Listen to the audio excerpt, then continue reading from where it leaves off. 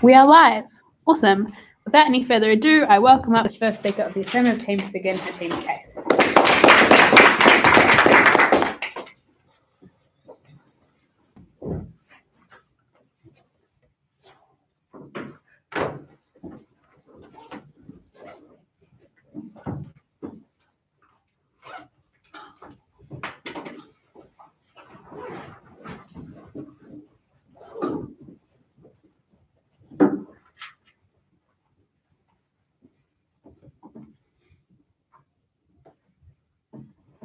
Historical reparations fail to help those that were historically impacted, while people on the ground suffer today from current inequalities. We want to address these inequalities to help people live better lives today. We will win this debate by proving that addressing current inequalities provides greater benefits to people. In my speech today, firstly, I'm going to touch on our model, then the characterization of what a historical injustice versus a current inequality looks like. And then I'm going to provide a comparative point about the benefits of addressing current inequalities versus like the harms of addressing historical injustices. And then Lily, my second speaker, is going to provide her split point about government incentive. So firstly, what is our model? In our world, the government would immediately cut off historical reparation spending and divest these funds into current inequalities that are informed by like a diverse panel within these affected ministries, and therefore like people that are affected on the ground by these issues, such as say something like poverty, can have a voice in informing these decisions and where the spending goes to. So let's look at characterizations. We tell you a historical injustice looks like an event in which those that were directly impacted are no longer alive, so approximately like over 100 years ago. It also looks like an event that has occurred in a society that is very different from the laws and ideals that we see today, which have now changed. To take, for instance, like in America, right, like we look at things like today, obviously you don't have slavery. In the past, that was like a historical injustice that occurred. Therefore, those directly impacted by these injustices are likely to be dead, and therefore we tell you that their descendants are differently affected by these historical injustices, and therefore they need to be addressed as current inequalities in the context of today's world. What does current inequality look like? We tell you it looks like people suffering on the ground today from things like homelessness, healthcare inequality, things like child poverty. It looks like people who are dependent on the government for support to remove them from that situation because there currently isn't the support there to get them out of that environment. And it looks like social issues which are like underfunded and getting worse because we're putting money towards historical reparations, which is taking away funding that could be spent on addressing these issues.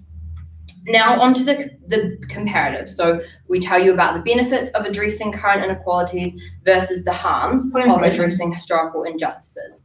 I'll take you at the end. So we tell you that historical reparation fails to address current inequalities. So reasons for this. Firstly, because what oppression looks like has changed. People are addressed differently today. Oppressed differently today. So we take, for instance, like with the legacy of slavery, right? Like Black people are no longer oppressed as slaves. We see the oppression in forms of like them being Black people having like higher rates of poverty, having higher rates of like poor access to education. We tell you that those are current inequalities, which we address today by putting government spending towards addressing those current inequalities, not slavery reparations. Secondly, we tell you that quantifying the expense of a historical injustice today is really, really difficult because like how do you put a price on, say, for instance, like a Māori child who wasn't able to learn Te Reo Māori at their school because of the like New Zealand ban in the past, right? We tell you that in our world, what we do is we acknowledge that that is an issue that has happened, and we put money into education, like Te Reo Māori education, like Māori education outside of like public schools, things like wānanga, and that addresses the problem directly of how that language was like killed and impacted as a current inequality today. So the benefits of addressing these current inequalities are basically that people are far more supported because they have this financial aid.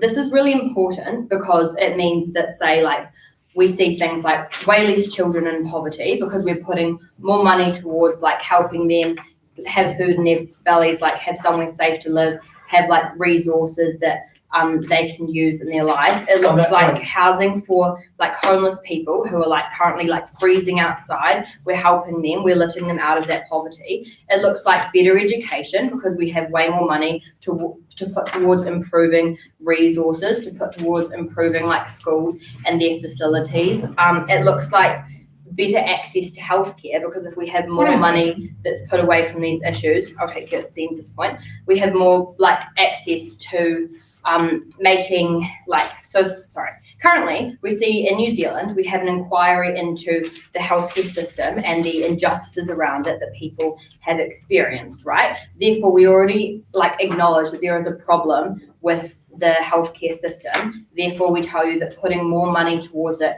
makes it more accessible because it subsidizes things like, say, dentist appointments. It makes it more likely that we'll continue to see things like it being free for children to like go and see a doctor. Yeah, I'll take a point. You say that laws fix systemic inequality issues. We do not agree there is still racism and inequality despite this, which derives from historical injustices. Can you repeat that? Okay. You say laws fix systemic inequality issues, which is what your case is contingent on, but we do not agree there is still racism and inequality despite this, which derives from historical injustices. So we agree that there is like like for instance, in the context of slavery, right? There's a legacy of slavery and how that impacts people today. But we tell you that one, because as I told you before, it's really hard to like quantify how much money should we pay the descendants of these person because like their descendant was a slave. We say that's really like difficult to put a price on.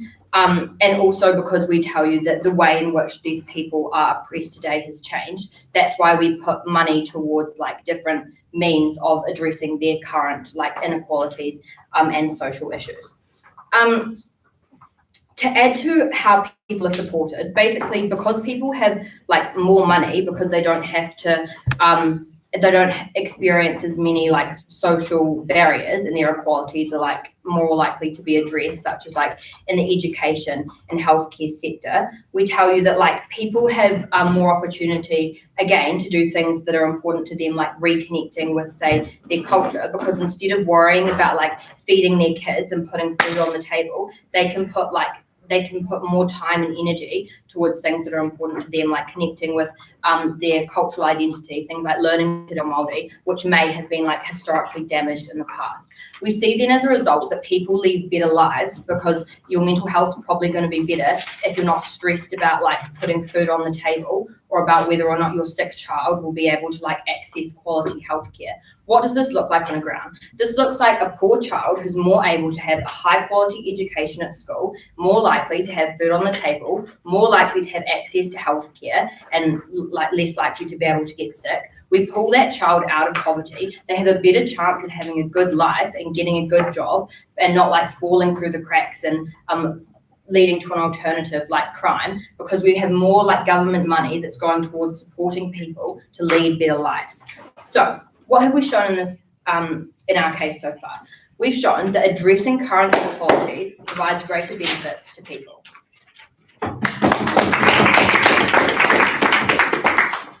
I thank Emma for her speech, and I now welcome up the first speaker of the negating team to begin her team's case.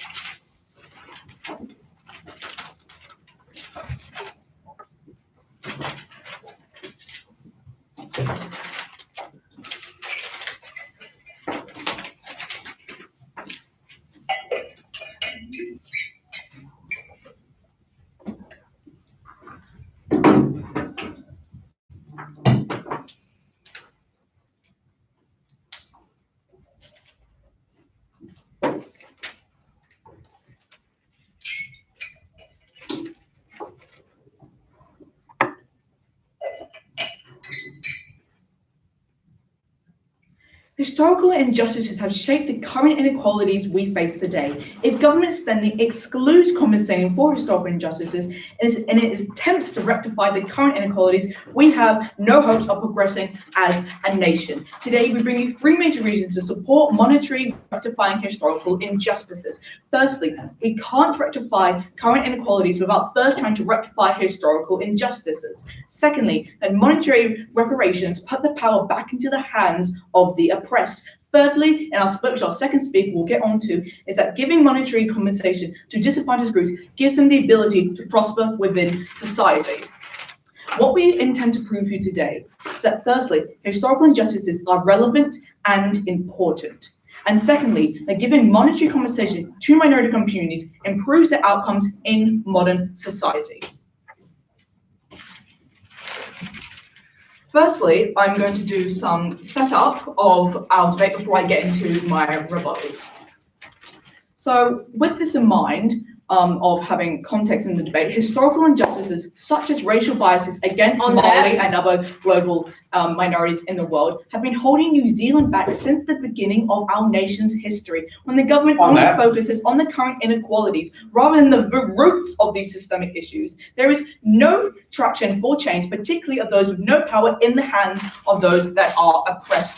Focusing government spending not just on current inequalities, but rather also on compensating disadvantaged groups through means such as monetary grants and payments ensures that the power to create change lies in the hands of the affected people and not exclusively in the hands of the government. A lot of my substantives are going to cover law rebuttals, and I'll directly link this comparatively. But first of all, I will mention two things. Firstly, I gave a POI, which I believe was poorly responded to, was that a lot of their cases contingent on like fixing laws for health and other social concerns, but they didn't explain why we still have these systemic issues of racism and inequality despite this. And actually, we're going to elaborate more into how we actually can do both. This is not an either or current inequalities or historical injustices. This is that our house actually gives you both. And at the point that we prove that historical injustices should be accounted for and should still be of concern and focus, we win this debate. Now, they also said it's hard to tell the monetary value of what you give things. This is a very poor point on their behalf, because the people that are on the board, which actually do get the compensation money, do actually include people of oppressed communities. If we're taking New Zealand, for example, we have a lot of Māori on the board actually giving these monetary funds, so they can actually understand where they might be putting these funds. They can understand how much monetary value they think should go into that. We'll also explain why the value should be put into them, but they can actually help in understanding, okay, what are I doing with this money, with helping with cultural prosperity, which we will go into more. So moving to our first point, that we can't rectify current inequalities without rectifying historical injustices. Currently, many of these current inequalities are derived from historical injustices by minorities being oppressed include lack of education, lack of cultural expression and sensitivity, underrepresentation, and societal racism attitudes, something that both sides can clearly see. These very injustices don't come from recent policy in and of itself. Yes, there's benefits to solving very recent and common inequalities by means of policy and so on. We're not denying that. But it's throwing money at a shallow and short-term way of combating injustice when you do this without concerns for historical injustice. The government's action under affirmative side of the house, it doesn't tackle the root of the problem, unlike what we can do on the negating. With this in mind, I'm going to go into the layers of the importance of rectifying historical injustices. Firstly, historical injustices have detrimental psychological effects. Now, knowing your community have been oppressed severely in the past, like our Māori people being unable to speak their language, express their culture, but whipped, beaten, and assaulted, leaves significant harms for minorities today with this knowing that the community was oppressed, but there's a big focus on historical ancestry in their culture. And other cultures worldwide. We can also see this as a global scale with other examples of racial oppression, like America's segregation, like Australia's whitewashing and breeding out of minority communities. For the government and further our society To ignore this and exclude compensating for historical injustice, we see prevailing hurt and pain as community stories are ignored. We don't expect this hurt to vanish with monetary compensation, but there's genuine, tangible benefits for the government to have this focus on historical injustices. This leads into my second mechanism, that by the government not having this focus on historical injustices affecting minority communities, don't have trust in the government and can't integrate properly into our society as a culture. If their cultural injustices are being ignored by the government and our society, we're not really paying that much attention to them, they have less trust and less tolerance and are disincentivised to be a part of our diverse community in the world and further New Zealand. Thirdly, it's patronizing to assert Western culture and values on how a community should go about developing their culture and making their well-being and lives better. Something we will further elaborate on in my second substantive point, but the government having all the monetary control and exactly how they want to spend that completely goes against the idea of minority communities having the power to develop their culture and get justice in how they see fit, with obviously some restrictions, but they should still have a lot of the power in how they can get justice for their culture and their communities. With this in mind, I'll go to my second substantive. So the government does not that Maori representatives power back, they should have the power, well, more power. The government does not have the same understanding of the oppression felt by minority groups. I'll take your POI. How can your side stand for the abandonment of some of the poorest children who may not have been directly affected by these? We don't abandon that.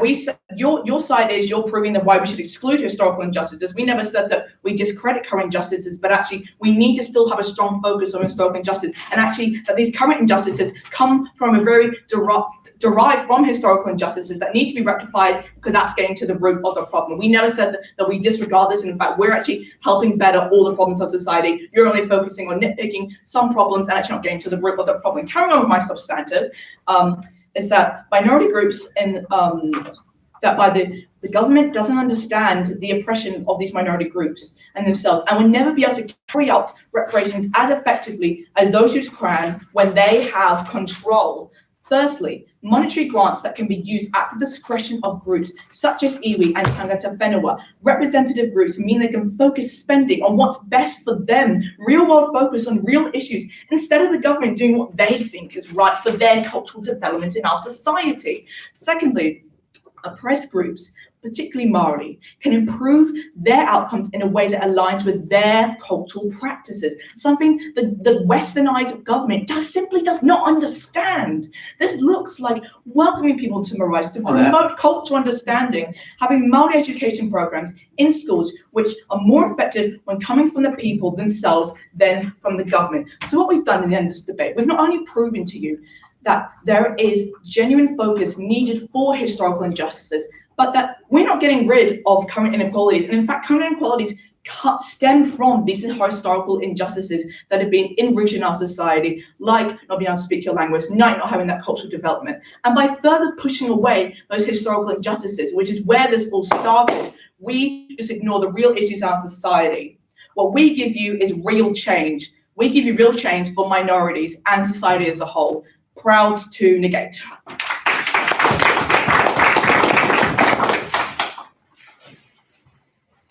I thank the speaker for his speech, and I now want the second speaker of the affirmative team.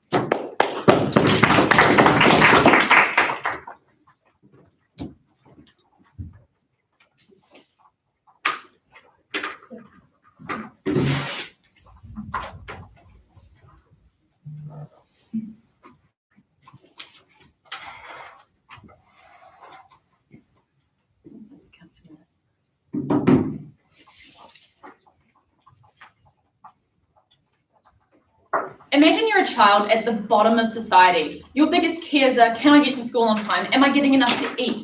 Not, has my ancestors been fairly credited for the racism that they've gone through? On our side of the house, we can provide tangible support to these people for the issues that are most important to them. We want to actually help people in their current society, not past injustices that their ancestors may have faced.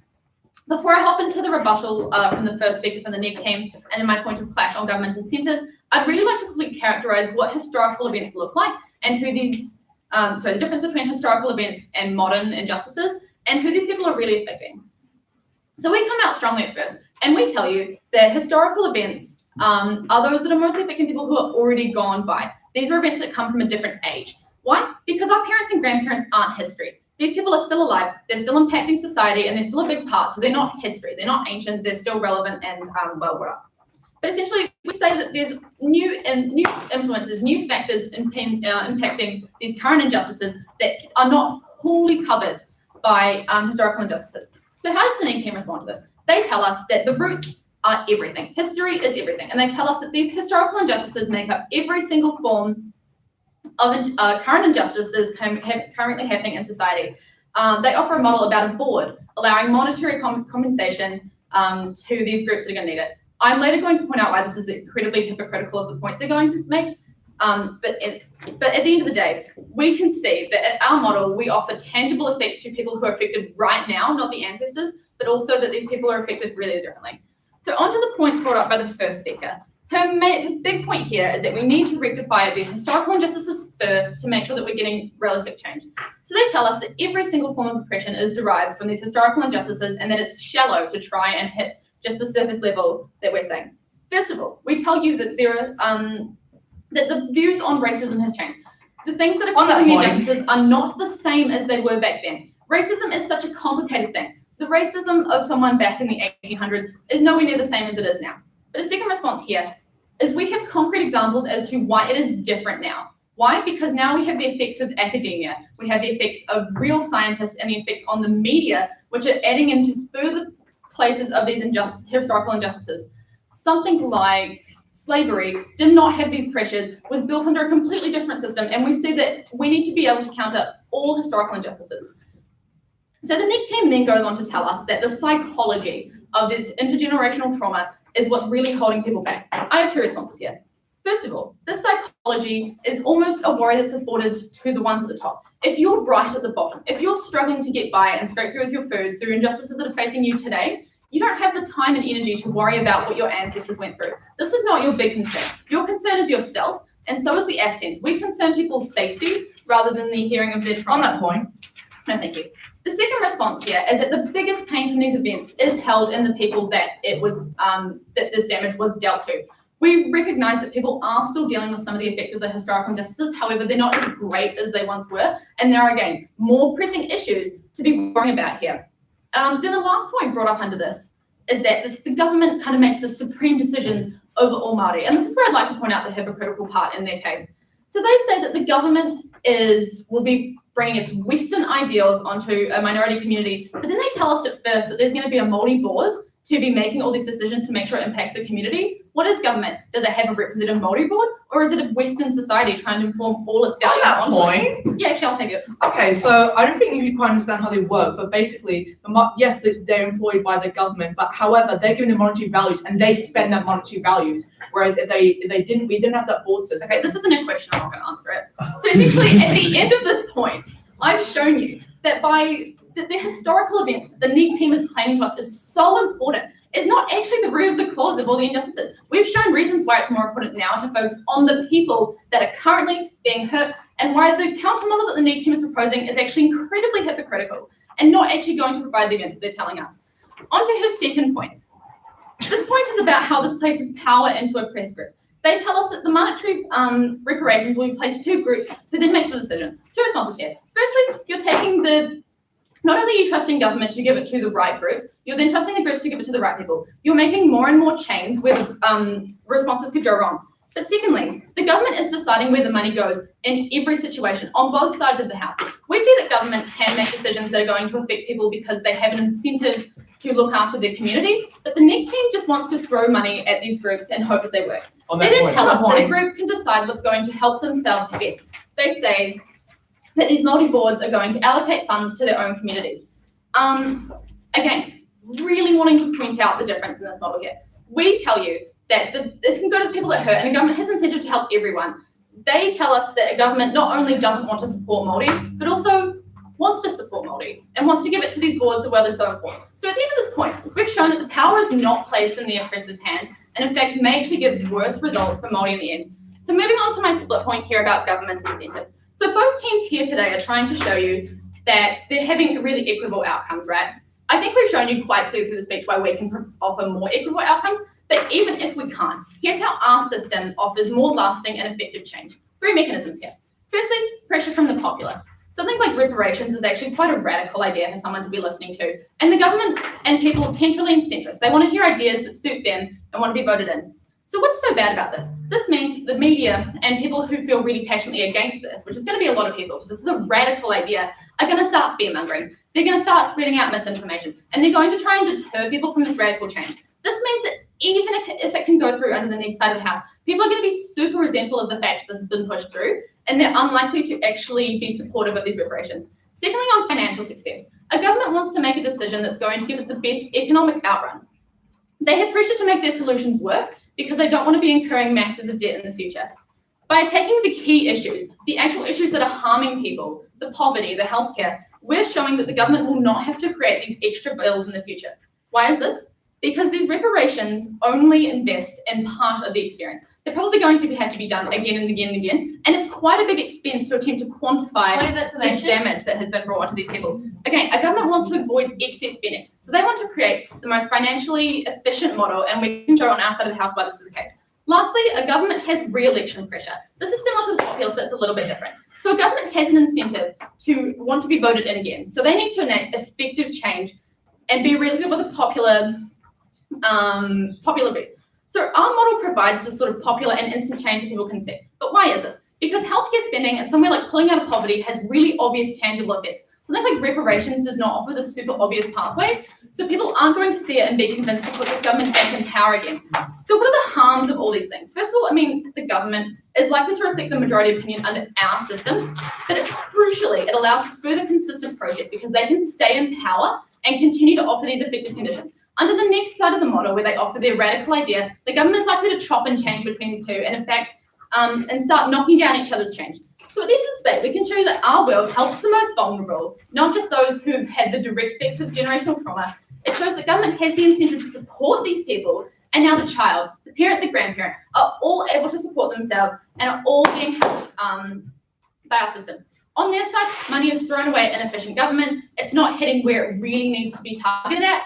And eventually, we're not actually solving the root cause of these issues. Thank you. I think speaker for their speech. Now I'm up the second speaker of the negating team.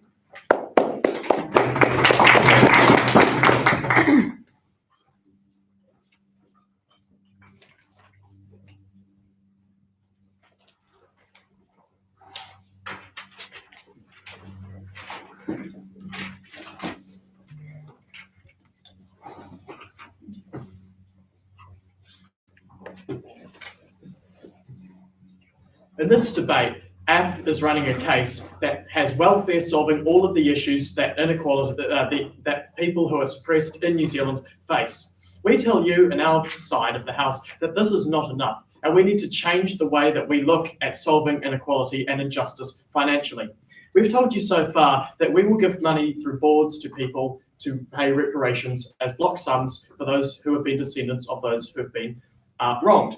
We tell you that is a better way of doing it than simply trickling money down through welfare. Look, in my speech, first of all, I'm going to respond to the case that they've delivered to us so far. Secondly, I'm going to continue the substantive material of our case. Right, so first of all, the negating team, the affirming team likes to talk about children who don't have food. And this is a legitimate issue. They talk about people who don't have enough money, who cannot get healthcare access, all of those legitimate issues that face everyone. But they've failed to realise that they've actually proposed no adequate mechanism on their side of the house to solve this that is different from the status quo that does not include reparations. Look, we have had our welfare in this country. On that point, yes.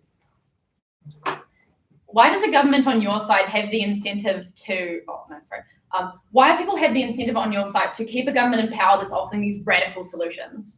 I'll get to that a little bit later. Actually, no, I'll get to that now. We tell you actually that the long-term benefits from increased capital, and this will be in my split point, actually creates better tax revenue for the government in the long term. Right, anyway, basically we have been telling you that in the short term, yes, this welfare gets people fed, and yes, under their side of the house, we can see that they will be having slightly less poverty, slightly less hunger, and slightly less poor healthcare access. But we're actually telling you that that's not enough, because in society, we have two groups of people. We have the haves and the have-nots. We have the privileged and the not privileged. The privileged people, who are usually the white European descendants, have enough money for food, have enough money to live, have enough money to warm, but they also have enough money to start businesses, to go on holiday, to get the things that make life truly meaningful. We have the have-nots in society. Under their side of the house, yes, they're fed, they're clothed, but they have no dignity of life because they still have less opportunities and less dispensable income than the privileged people do. So we're going to solve that through business, and we'll get to that soon as well. Look, they say that they've also told us that our side wouldn't work because the oppressed people don't care about the injustice of their past. That's completely wrong. I would absolutely care about the injustices of my past, and here's why they would care about the injustices of their past. What we see is these people are not stupid. They understand that colonialism and history like that, whether that be in New Zealand or slavery in America, has caused long-standing institutional inequality. I would be angry if my ancestors were treated like that, and I would want change, and I would want that to be the source of the change. So that's actually not true, and that does not lend to their argument that there will not be enough political capital for this. There is yearning and there is demand for this. Look, they've also said that, look, we will cut off welfare and we'll give them no more money to feed themselves. We tell you this is not mutually exclusive. Our side of the house has proposed a counter model which has reparations as well as existing welfare. Yes, welfare won't be as expansive as what they say, but it definitely won't be cut off. Instead, we have welfare being supported by our reparations. They've also said that we'll never have enough political capital because people will fearmonger. Look, there will always be fearmongering about these kinds of things. There's fearmongering about welfare now, and I can tell you right now that there would be an incredible amount of fearmongering for welfare. Why? People see welfare as unjustified. People see it as a waste of money. We tell you on our side of the house, if people saw grants for reparations, they would see these people, as we will explain soon, being able to use this for a productive purpose and overall would reduce welfare dependency. When we see the results and when we have enough people yearning, including the Māori population in New Zealand, the Black population in America, who are not insignificant, we will actually see the political capital go up for those reasons. And finally, they're deciding to run an argument that we're hypocritical. They say that we're hypocritical because we have boards that determine how Māori people and Black people get funding. But they have a very similar model because they also have boards with welfare. But here's why our model is better with boards. It's not hypocritical because we're not determining how Māori get funding from the government. Instead, our boards consist of those people. They consist of iwi, who are already beginning to work with the grants that they get to improve the lives of Māori people and other disadvantaged groups in New Zealand, and they're doing a great job so far, despite the other things. Now, onto the substantive material of my speech. Look, if we give monetary compensation to disadvantaged groups, we give them the ability to prosper in society. Let's go back to welfare for a second. Imagine you are a disadvantaged group, for example, a Māori person who is on welfare because you cannot get a job because you've been in grinding poverty for a long time due to the effects of colonialism. We tell you that as that person, you may be fed and you may be clothed under their side of the house, and you may be under our side of the house too. But we tell you under our side of the house, they would be able to get capital to spend on other things through a grant. Point of interest. If you wanted to start a business right now as that disadvantaged group, you simply couldn't. We know starting businesses and investing in our community is expensive. You need to hire people, buy equipment. That's capital. That's level 1 economics. Right. And we tell you that actually there is not enough drive to that. We also tell you that there is an unemployment problem amongst these groups because often they are looked down upon by the privileged people and they do not have enough connections with their own community to get jobs and collectively bargain. This changes on our side of the house for the following reasons. First of all, if you give these groups or these families or these iwis or whatever political capital in large sums that are the grants that we propose, they will actually have enough capital to either start their own businesses or invest in their communities. They'll be able to buy the equipment that they need, they'll be able to hire the staff that they need, and they'll be able to make an impact. Why does this matter? Well, first of all, if you have disadvantaged communities having that power in businesses, they can actually hire more of their own people. If you have a Māori business that operates in Māori ways that supports Māori people, you're more likely to hire Māori people who need the help because they're within the communities and they're on the ground and they understand the needs and problems that they face.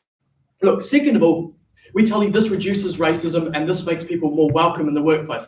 If you understand your employees' needs, wants, desires, and injustices, you're better able to cater to them. This This has two key benefits. First of all, it reduces the scourge of racism that we have in our workplaces. And secondly, it actually makes a lot of people who aren't in communities and don't feel belonging join a new community. This will reduce gang membership, because gangs often are a place for people without worth to feel worth. Look, finally, we tell you that these businesses will be able to group together, coalesce, and campaign for better. They'll be able to campaign because they have more influence in the market, more power, and more control over and more public image. And the last thing we say is they'll be able to promote their products and their services. So what are the outcomes of this point, and how does it actually tie back into how we're making lives better for these disadvantaged groups? Look, if you have more of those people unemployed, you'll have less people relying on welfare. Ultimately, in the long term, you'll actually reduce spending because you won't be consistently paying welfare, you'll be paying these grants, and they'll be self-sufficient. Secondly, you reduce unemployment and gang membership. People feel part of a community, and they feel better. Thirdly, you have businesses and you have these groups having way more power than they did before. They can finally have a voice and influence the public and gain that political capital to do even more. This is not present doable under the current power structures. And finally, you have more prevalence of their customs, their products, and their services and culture, which people will generally like. Ultimately, we tell you this benefits them on the long term because they have the capital to gain some power and to actually overcome the bare necessities that they have under their side of the house. We're proud to again.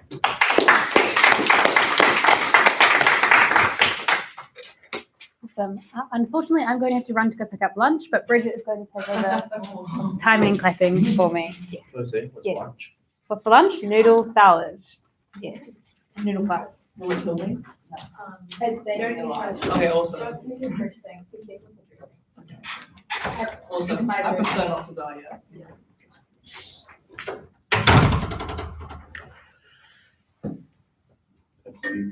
Oh, yeah, but Just silence.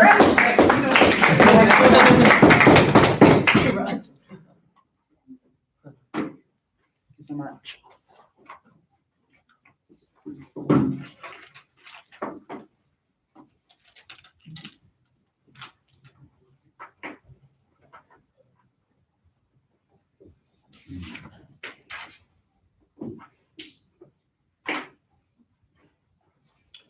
On our side of the house, we stand for real, measurable changes to people's lives. These changes are not based on some abstract historical concept that barely holds relevance in the struggles of everyday life. These concepts that we talk about, they may have been relevant to people at the time, 200 or 300 years ago, but today the important issues are complex, they have changed, and they need to be addressed in their current circumstances if we wish to stand any chance of reducing inequality. 3 points of clash for you today. Firstly, around the benefits to government. Secondly, around how we can ensure the most equity. And thirdly, around the economic side of things. We'll start off with equity, since that's really the most important issue in this debate. How can we make sure that people who are previously disadvantaged get the most equity? And what we hear on their side is incredibly alarming, because what we see is they continually characterize that. They say, how do we make sure the money is given to the right people? On their side of the house, the money is given to the people who are genuinely suffering at the moment. All their characterizers, they thrust all people who have suffered as unsuccessful and damaged, right? We see this as incredibly condescending, right? Rich, powerful Māori and African Americans and people who may have been through historical injustices, but are doing pretty well at the moment, shouldn't be given that same level of assistance that possibly someone who is on welfare, someone who is struggling in social housing should. The government's duty should always be to look after the people who are struggling the most, right? Just because in the past someone's injustices have happened doesn't mean that we should be automatically guaranteeing them money. We should be focusing money on the people who are actually suffering as a result of these injustices, because every single one of these injustices affects people differently. Secondly, around the idea that addressing the root of an issue will trickle down. On that point, this is the material that a lot of their debate is contingent on, right? If they can't prove that addressing the root issues will actually trickle down to effects, then all that they are proposing is effectively a gigantic waste of money that cuts away from the real issues that we need to be solving.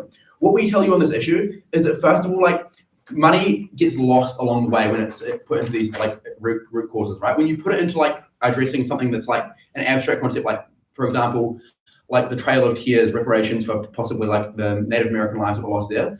That doesn't the process that goes through to get down to actually what the Native American population needs at the moment is so it's a long process. It takes a long time to get there, and when these problems are solved, eventually you end up with the money being lost along the way. On our side of the house, the comparative there that we have is that we address those issues directly where they are currently hurting, right? We see it's better just to hit it where it hurts, where people are actually getting damaged. On that point, So we don't see addressing the roots of these issues as relevant because realistically, the roots of these issues don't actually have much relevance to the way that people are hurting today, right? They don't necessarily go, I'm hurting because of like the socioeconomic conditions that forced my grandfather to flee to the north, right? On that point, They go, no, actually, I'm hurting because of the socioeconomic conditions that lead to me not having a bloody roof over my head.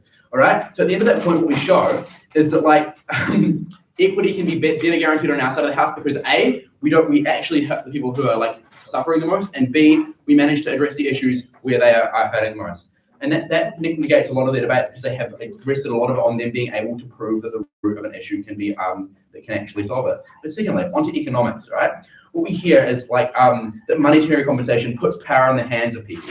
We see this as like, again, it's not entirely accurate because like the material benefits that these people are getting don't change. We're addressing where they actually need the help. And yes, potentially like they might spend this money on the same things that we have there, but in fact, they will, sorry. What we're saying is that they will spend the money on the same things that we have on our side of the house. So that doesn't really change on either way because what we're addressing, the things that we're filling up, the gaps that we're filling, are where the gaps are at the moment, right? People are naturally going to spend money on their side of the house in the places where they have the gap, in places like healthcare, in places like education, in places like welfare and stuff like that, right? So they can't actually prove that the material benefits that they offer change, and so they actually can't win on that point. But secondly, like the monetary value that any kind of group can assign, regardless of whether that group has like iwi representation or not, it can't, no amount of monetary value can like get the cultural significance that a lot of these past traumas have, right? When we talk about like Native Americans being forced into Christianization, or like the lost generation in Australia, or Māori not being able to speak te reo in schools, that's a hugely significant thing that can't be weighed up with any amount of cost because that is the loss of your culture. On our side of the house, we don't try and address issues like this with money. We try and address issues like this with getting people to the point where they are actually safe and where they actually have a roof over their heads so that they can do that investment in their own culture. As Emma told you, they can look into what happened into their past and they can actually find that connection with their culture again. On their side of the house, they throw money at an issue and hope it'll go away. We see that as like a huge issue. They also say on this point of like the economic point that like reparations aren't really going to damage systemic welfare. We think this is an important point that really needs to be blown out of the water on this debate because realistically, reparations of the scale for the type of historical injustices that have occurred are A, inefficient, as I've previously shown you, but B, because they're so inefficient, they are hugely expensive, right? And that means that if the government wishes to maintain like a stable budget, if they want to maintain these reparations, they're going to have to cut off a huge amount of the type of welfare and health that they tell you they can still have on their side of the house. They can't. If they want to maintain these type of reparations, they're going to have to cut government spending in a lot of the areas that really matter most to people in the hope that maybe this money will find its way to trickle down to the areas where it's needed the most. So let's look at the quick comparative here around like how money gets spent on either side of the house. And like a lot of the material today is contingent on their side actually generating a higher amount of capital for these people so that they can actually find themselves in a better economic position. We tell you that like on our side of the house, we make sure that people are actually going to be spending their money, the money that they get from their employment on capital, on generating this capital anyway, because they aren't spending it all now on health, on like ridiculously expensive health, on ridiculously expensive food, on ridiculously expensive housing, because we are guaranteeing that people can fill those gaps, right? They are generating capital because they're not spending ridiculous amounts of money on things that they don't need to be spending that money on. On their side of the house, what they see is that this money is kind of given on the basis of like what is proportionate to the historical response, not necessarily what's proportionate to the actual onto the actual gaps we have at the moment. And so possibly this could like it's not a one-size-fits-all approach that can actually guarantee like the one person who's struggling with healthcare is actually able to get that healthcare. And so they might not be able to build this capital on their side of the house because they can't guarantee that people's gaps that they're going to be investing that money in will already be filled, right? As I said before, they can't guarantee health and welfare will stay at the same levels. So people are going to be losing money on their side of the house. So the comparative there is that we allow people to build generational wealth, generate capital, and on their side of the house, they take a hit or miss approach where they assume that money can fix these problems. At the end of that point, what we've shown is that economically, people are get significantly higher levels of benefit from our side of the house. Finally, on the benefits to government, this is a quick one, but like what they said is like increases in welfare are also going to like make government happen. What we tell you is, again, this isn't contingent on Emma's material, like even on Lily's material, that like even if like both sides get similar equity, which they don't. But even if they do, then like this is so much more harmful because the governments won't stay in power. We tell you that like welfare increases are a pretty standard thing that like most governments have to deal with at some point, right? What is not standard is actually these scales of reparations, and it's something that is likely to get governments ousted because of the amount of fear that comes around any kind of like widespread acknowledgement of historical injustice, right? Yes, obviously this isn't ideal. There are terrible racist people in our society, but like those people can actually persuade a large chunk of that centre to vote against any kind of progressive government. We'd rather do it in a way that materially benefits people or we don't lose out on that hope, and that's why we're proud to support this motion today. Thank you. Cool. I'd like to thank you for this speech, and now I'll come up to the third speaker for the game.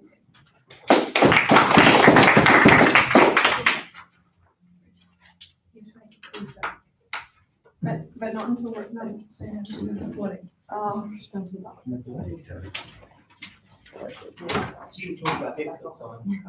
my god, not again.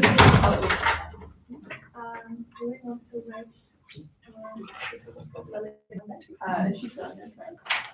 She She said says, she's feeling unwell, so It's up to you guys. Emma's doing a reply, so it should be fine. yeah.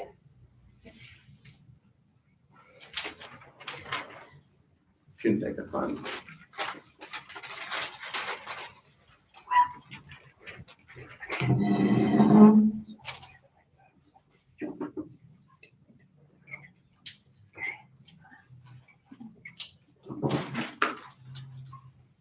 That's where you're good stuff.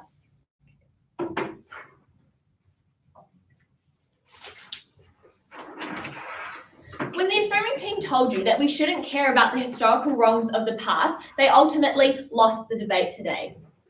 What we've proven to you under the next side of the house is that we do not have to choose a world where we either help those struggling today or help those who struggled in the past. We tell you that under our side, we can do both.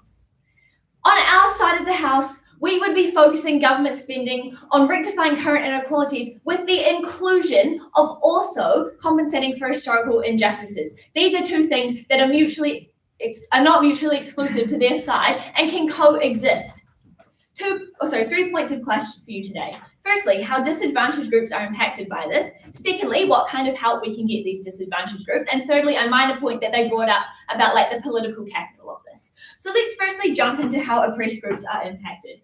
Firstly, they told us that people don't really care about what happened to their ancestors because it happened several hundred years ago and the past is in the past. Next, they told us that now racism in the present day isn't as bad because like maybe there's education or like science and stuff, so it really doesn't matter anymore. And then fourthly, they tried to tell us that we somehow abandon the needy. Now, 6 responses today for you. Firstly, what we tell you is that people actually really do care about historical wrongs, right? Because the historical wrongs that occurred in the past shape the way our world works today, right? All of that oppression and racism that happened like during the multi-land wars, that's like ultimately shaped like how racism is perceived in the modern day, right? New Zealand was colonized based on that, and we still have so many racist attitudes that exist because of it. When AF comes out and tries to tell you that these things don't matter, they ultimately lose the debate. Now, secondly, we tell you is that history and like things that happened in the past are actually really, really important to a lot of these oppressed groups, like Indigenous groups in the US and like Māori here, right? Their like culture is really dependent on their ancestors and on their history. Like it's passed down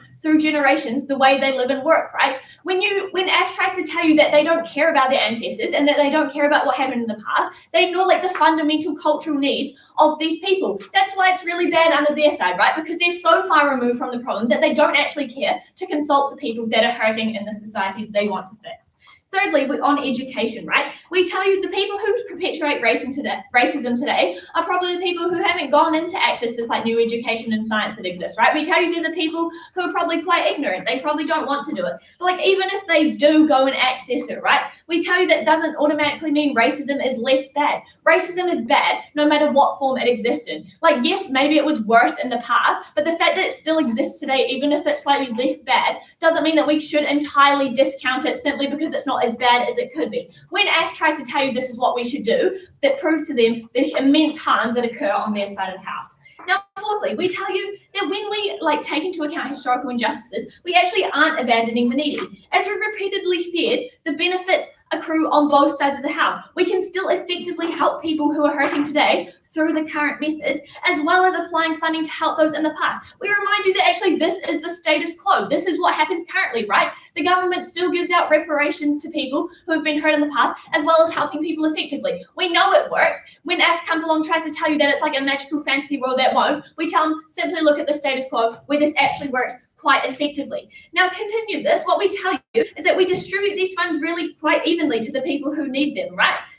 Because fifthly on this, the people that are needy are not just the children who are starving, although we do acknowledge them. The people who are needy are also the people who are being oppressed in our societies, right? Just because their need is slightly different, it doesn't mean we should like ignore them and make them less needy. When you're discriminated against every single day because of like your skin color and your cultural history, right? We tell you that you still need our help, and we cannot stand with AF and like choose not to help these people. Now, sixthly and finally on this, we tell you is that racism is still like really bad today, even if it has been reduced, right? We tell you that discounting this in favor of like exclusively trying to target issues, which we already target on our side of the house, is a really big harm that occurs on our side and is why they ultimately lose on that point today. Now, secondly, let's move on to like what kind of help we give to these people. Now, what AF has done is ignored like our model, which is the status quo, right? We utilize like representative boards with like EB and HAPU members on them to distribute these funds. On But that ultimately, point, what happens when we do this is it's not the government boards themselves who are making these decisions. It's the money is going to these EVs and these HAPU on the ground, and they are the ones making the decisions for themselves. This is really important. Why? It's important because these groups are making decisions based on their own cultural needs, right? When the government make these decisions for them, even if they have like a representative board like Ash says, they can't make the same like decisions that impact the people that are on the ground. When the people on the ground are given the power to make these choices for themselves, they can ensure they are getting the best outcomes for them. When the government does this on their side, the government is making the decision that the government thinks is best for them. They are not necessarily making those best choices, no matter how much collaboration they occur. This is why we tell you that ultimately our side of the house is far better, because it actually incorporates these people into this decision making. Why is this good? Firstly, we tell you that this is the most effective way to do it, right? Because as we've told you previously, these like oppressed groups really rely on like their culture being respected, because it's like really ingrained into the way they live life today. We tell you that when they're able to carry this out themselves, we ensure that's being respected. Secondly, we tell you that it's a lot better that cultural groups are carrying out themselves, because they can help others be incorporated into it. The government can't do this as effectively because the government are not these people themselves, right? As Arcadia and Travis told you, on that we point, like take like we under our sides, we have the ability to like take people into maraes and actively teach them and have like programs by Māori for Māori in our schools, rather than something initiated by the government, who are probably quite out of touch with these issues. Now, what they had to say on this is that if we can't like outright solve the problem completely, we probably just shouldn't try. We tell you that's such a terrible attitude to have when you have millions and millions of people like being harmed in our societies. We tell you firstly, it's much better that we do something rather than do nothing at all and just continue to ignore these issues and let them grow and perpetuate like AF wants to do. Secondly, we tell you that it's probably better to help these people feel included within society, because if we don't, point then of interest. again, the problem just continues to perpetuate. Thirdly and finally, what we tell you is that if AF wants to adopt the model, if we can't do it, fix it outright, we shouldn't do it. We tell you that under their side, it doesn't happen anyway. They're not going to outright fix poverty. They're not going to outright like fix hunger and all of these bad things happening in our society. So ultimately, that just undermines their own case anyway and makes that point entirely irrelevant to their case. I'll now take a point of information.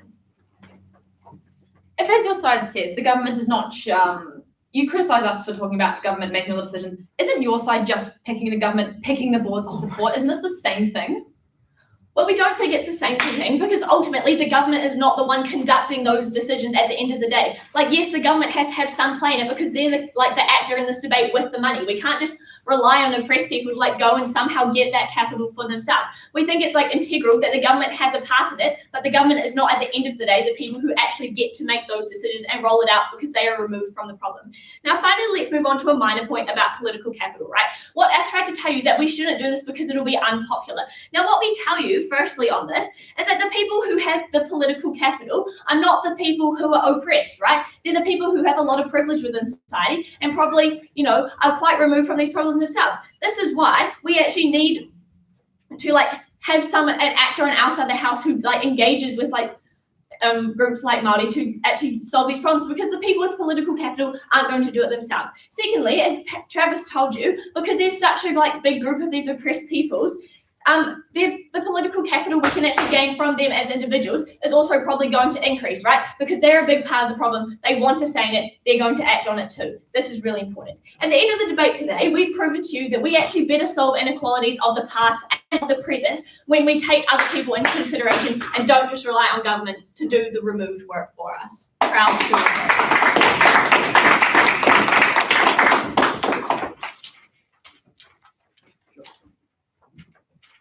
Awesome. I think speaking for this speech. Now we reverse the speaking order. I don't have a joke. But now we welcome Nick Reply.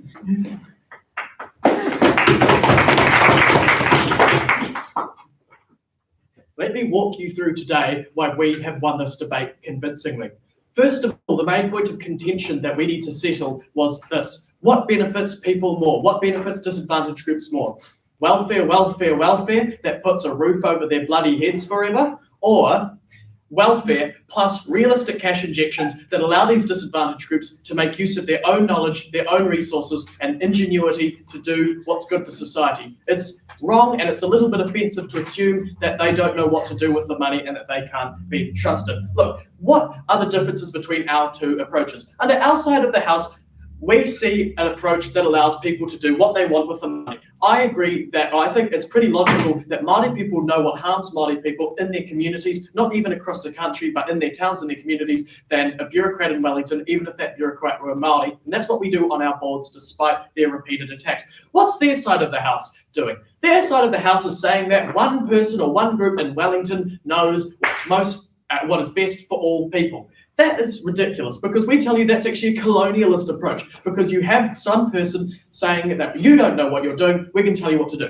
So we've shown in this part that actually people will get more money under our side of the house that they can use for other things, and that they're actually smart enough to use it for those other things, instead of keeping a roof over their head forever, getting them through school, but not breaking down those barriers of unemployment and racism. What do we see in the long term on our different sides of the houses? Under our side of the house, we see more flourishing businesses, more flourishing initiatives from iwis, whether that be in the community or in schools, that they can use their own knowledge and expertise from the grants that we have given them. On their side, we see roofs over heads forever. Yes, that's nice. People will be fed forever. Yes, that's nice. But we will see ballooning costs for welfare. No actual progression in the social ladders of this country and in other countries have adopted there, and continuing disagreement from the public because they think all this money is being wasted because people are. And that in the most initial sense is why we've won the debate. But here's why our side actually has a more long-term and more prosperous and more realistic solution. Look, they have said that people don't like welfare. They have said that white people don't like minorities getting tons of money. And they've said that people don't like the government giving out free money. We tell you that that is only a factor in their side of the house, because under their side of the house, these minority groups still get welfare. They get more welfare. They get more money just for existing, and they don't have to do anything with it, feed themselves. We tell you that's more unpopular, because under our side of the house, those groups will be entrusted to do practical things with the money, and that money comes back to the government and comes back to the taxpayers through tax revenue from corporations. We tell you that actually, as well as the bargaining power that is increased under our side of the house, this will become more popular, and people will see this as a more people-driven and money-efficient solution. So that's why we won on that clash. Now, under our side of the house, we have less wasted funding. They have one board under their side that gives money to everyone in welfare. We tell you that in areas where money isn't needed, it is not given, and when it is given, and in areas where money is needed, it isn't given, because you have decisions about appropriating funds everywhere. You might have one community that needs a lot of funding to build a new marae, and another community that needs money to build education. If you give all the money to education, you then harm one group, and if you give all the money to the marae, you hurt another. And they both have benefits, as we've explained really clearly. Look, we have better influence and we have better long-term outcomes. We have a better financial group, and that is why we believe that ours would be more practical. Look, assuming all disadvantaged groups are the same is colonialism. It's a one-size-fits-all approach, and it ignores the needs of individual communities. It is creating more harm. And if this to be believed, we will still be having this debate in 100 years about giving reparations to those people who were ignored by their side of the house and were treated as all the same. And that's why we have won this debate convincingly, and that is why I am so proud to oppose.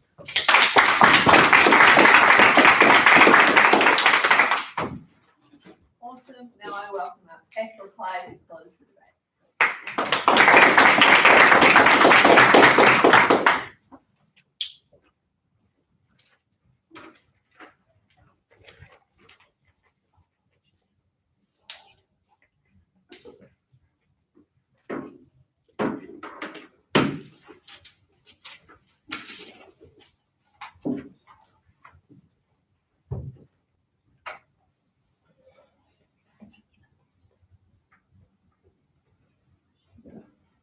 Throughout this debate, we have proven that addressing current inequalities provides greater benefits to people. Key points of clash.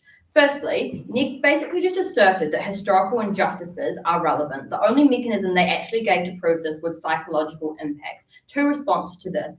Firstly, intergenerational trauma is informed by how people continue to be currently oppressed, and therefore we fix that problem by addressing their current inequalities under our model. Secondly, this intergenerational trauma waters down through these generations because new generations face different injustices, and therefore these historical injustices just become less and less relevant to the lives of people today. Therefore, we went on this point because we show that current inequalities outweigh these potential psychological impacts. Now onto quantification. So Nick tells us that they'll quantify the reparation cost because they have minority representation in these spending decisions. This just does not happen because governments have a really low incentive to provide large reparations that are going to hurt the government because of a massive loss of money. We see this in how the Waitangi Tribunal has allocated the same amount of money to Māori land reclamation as 3 weeks of the government spending on the superannuation.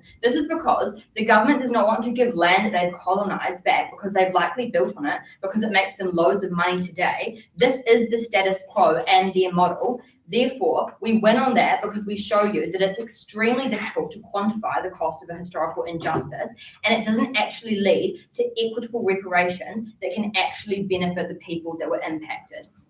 Neg waits by saying that our world won't solve poverty. We make it really clear that our aim is just to have more means to address social issues and reduce things like poverty in our world, right? We're happy to have more money to address these issues rather than under the status quo where the problem just stays under addressed and continues to get worse. Also, to add to that, our model is in no way colonialist. Both sides of the house, right? We effectively just have government panels of diverse people who are from the affected ministries informing the decisions of this spending. Now onto this fear-mongering of reparations. So we have two responses to this. Firstly, reparations are quite radical. We think they're far more radical than welfare, and we think that this is way less likely to see efficient change because people often resist this, right? You vote for a party generally that helps what matters to you the most, helps get your small business having more funding. So it's unlikely to see a majority of voters sway towards wanting to put their government spending money towards an issue, a historical issue that doesn't actually impact them. We also already see a culture of denying reparations, which is why reparations don't happen enough under the status quo today, as we have seen, as I showed you before with the example of the Waitangi Tribunal. I also now want to bring up some of my unengaged material because I think it's really important and still stands in the debate. So firstly, we told you that at first, historical injustices occurred in different societies with laws and ideals, that have changed. And so the descendants are differently impacted, and it should be addressed as a current inequality in the context of today. Completely unengaged with. Secondly, saving money by not having these historical reparations and divesting into addressing current inequalities does address underfunded social issues. We see things like less child poverty, homelessness, better access to healthcare, more access to education. Again, completely unengaged with. We also have that historical reparations don't actually address the legacy of historical injustices because people are oppressed differently today, right? The whole ban on Te Reo Māori, that's how Māori people were historically facing injustice. Currently, it's not banned today, but we address this issue by just putting money towards more Māori education and Te Reo Māori resources. So, how have we won this debate? We've shown you that we address current inequalities by providing, and this provides greater benefits to people. Thanks.